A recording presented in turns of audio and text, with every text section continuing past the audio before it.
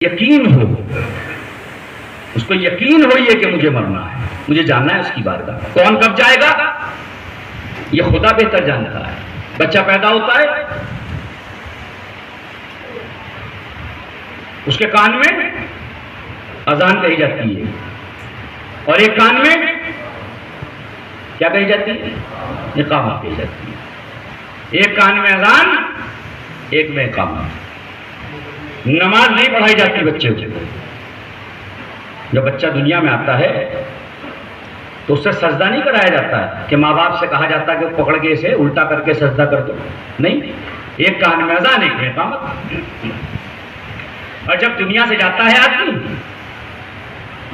तो सिर्फ नमाज होती है, ना अजान होती है, ना इकामत होती है। नहीं पहुंची बात अब तो। जब मैयत की नमाज होती है तो उसमें ना अजान होती है, ना इकामत होती है। जब पैदा होता है तो अजान और इकामत होती है, नमाज नहीं होती है। जब मरता है तो नमाज होती है, अजान और इकामत नहीं होती है। अब आप मुझे बताइए, नमाज पढ़ने वाला मजमा मेरे सामने बैठा है, अजान और इकामत और नमाज में कितना फासला है? कितना फासला है? का मौलाना बहुत मुख्तसर सा फासला है। तो मैं ये कहता हूं इतना ही फासला हमारी जिंदगी का है, इतना ही फासला हमारी जिंदगी का है। परवरदिगार पैदा होते ही अजान इकामत दिलवाई और मरते वक्त तूने नमाज पढ़वाई। बीच में तूने हमें क्या समझाना चाहा कि तुमने मस्जिद में देखा नहीं है, अजान और इकामत के बाद जो नमाज होती है उसके दरमियान में जो वक्फा होता है वो पाको पाकीज़ा होता है, वो मुकद्दस होता है। तो मैं चाहता हूं कि तुम्हारी जिंदगी का जो लम्हा है वो पाको पाकीज़ा और मुकद्दस हो, ताकि मेरी बारगाह में तुम आ जाओ तो फरिश्ते तुम्हारा इस्तकबाल करने लगे। सलाम कर दे मोहम्मद। एक बार इससे बेहतर सलावत पढ़िए, मोहम्मद।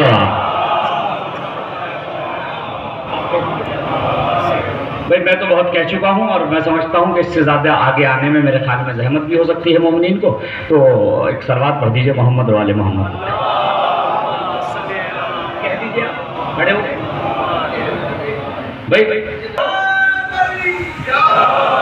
तो आप अपनी जिंदगी को मुकद्दस बनाने की कोशिश कीजिए। यही मजलिसों का पैगाम है, यही करबला आपसे चाहती है।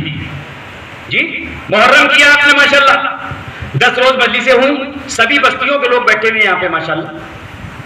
खुदावंद आलम आपकी आज़ादारी को कबूल फरमाए। बड़ी मेहनतें करी आपने, अब्बा दादा आज़ादारी को कायम कर गए थे, आपने उसे संभाल रखा है। बहुत बेहतरीन काम है ये कि आप लोगों तक पैगाम हुसैनियत पहुंचा रहे। मैं ये पूछ रहा हूं कि ये 10 दिन का प्रोग्राम करके,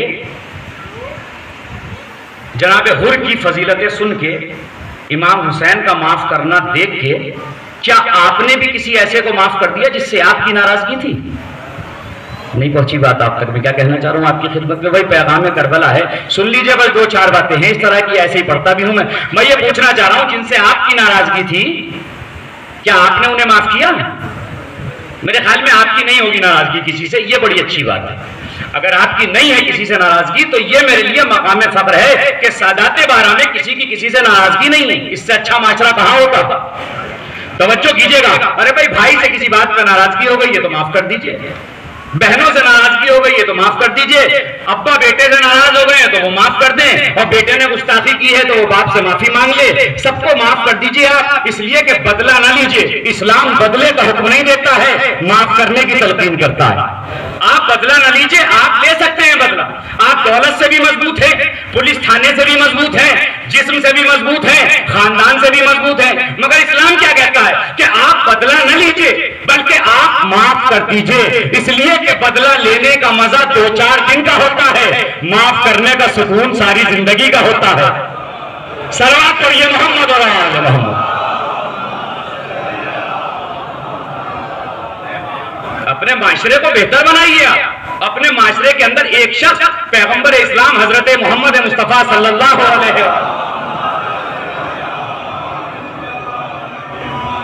खिदमत में आया और आने के बाद कहा, या रसूल अल्लाह मुझे ये बताइए कि वो कौन आदमी है जो डायरेक्ट जन्नत में जाएगा? इसी मदीने में रहता है कहीं, मैं उसे देखना चाहता हूं।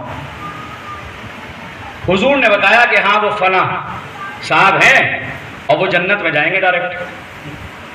अब इसे मिलने की ख्वाहिश पैदा हो गई। किस वजह से पैदा हुई जी?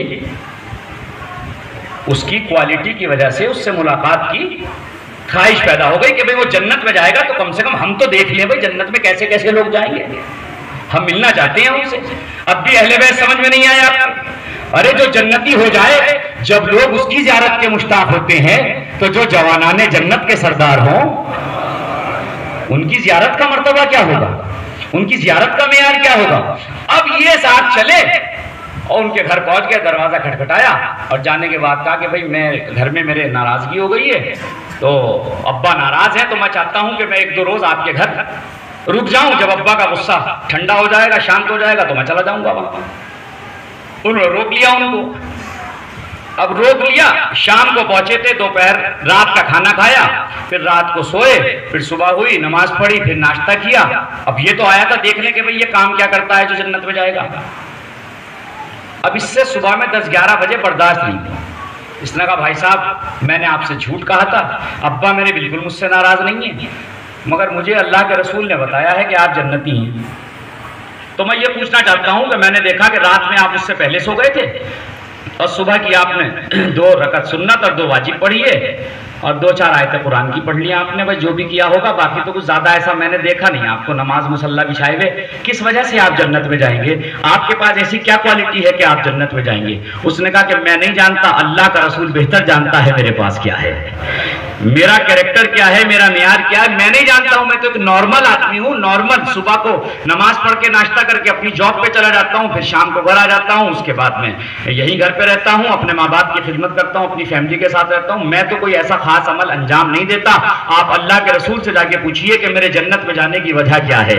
सुनिए, आप तवज्जो के साथ सुनिएगा, जन्नत में जाने की वजह मैं आपको बता रहा हूं। अब वो पहुंचा और जाने के बाद उससे पूछा, या रसूल अल्लाह मैं गया था वहां पर, मैंने तो कोई ऐसी चीज नहीं देखी कि जिससे मैं समझूं वो जन्नत में जाएगा। हुजूर ने फरमाया कि वो वाहिद मदीने में शख्स है जिसके दिल में किसी के लिए हसद नहीं है,